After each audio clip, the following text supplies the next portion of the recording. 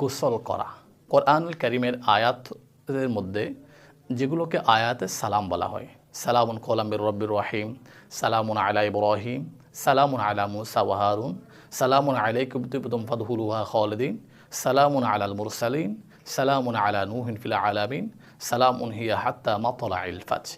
এই আয়াতগুলো কলা পাতা কিংবা সাদা কাগজে লিখে পানির মধ্যে চুপিয়ে রেখে 1 সিনা পরিমাণ পানির মধ্যে ঘিয়ে অথবা গোসল করা শেষে 1 মগ পানি মাথার উপর দেওয়া।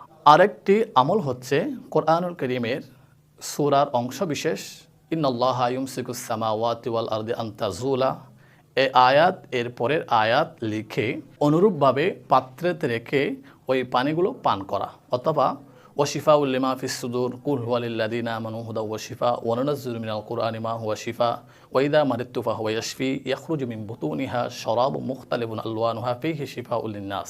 এই আয়াতগুলো লিখে পানিগুলো পান করা।